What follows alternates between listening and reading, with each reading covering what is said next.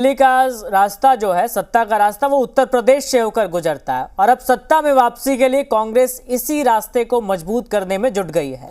लोकसभा चुनाव में समाजवादी साइकिल पर सवार होकर कांग्रेस के लिए कई साल बाद यूपी से अच्छी खबर आई और आने वाले चुनाव में कांग्रेस यूपी में अपने पैर और मजबूत करने में जुटी है।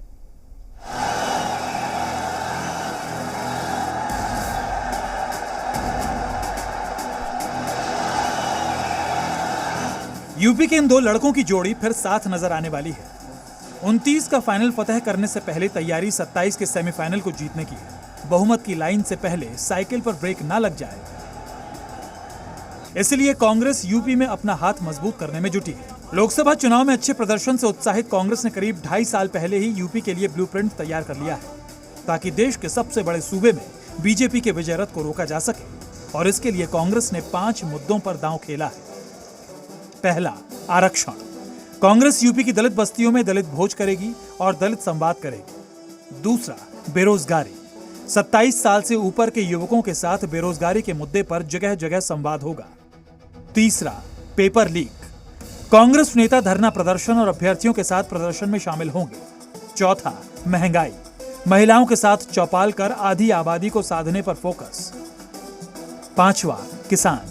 कृषि समस्याओं को लेकर किसान पंचायत का आयोजन किया जाएगा।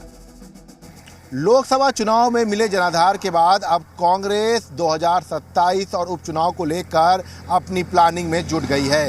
इसीलिए कांग्रेस ने 5 पॉइंट प्लान पर काम करना शुरू कर दिया है। मुद्दों को धार देकर कांग्रेस अपने जनाधार को मजबूत करने की कोशिश उत्तर प्रदेश में करती हुई नजर आएगी। पहले लोकसभा चुनाव के नतीजों और फिर यूपी में आलाकमान की सक्रियता ने कांग्रेस कार्यकर्ताओं में जोश भर दिया है और उन्हें 5 पॉइंट प्लान सत्ता की सीढ़ी नजर आ रहा है। तो वहीं बीजेपी पूछ रही है कि जब 70 साल सत्ता में थे तब दलित, युवा और महिलाओं का ख्याल क्यों नहीं आया। हाथी के दांत खाने के कुछ और दिखाने के कुछ और होते हैं। कांग्रेस क्या कहती है, क्या करती है, भाई बांटो और राज करने वाली कांग्रेस की नीति है।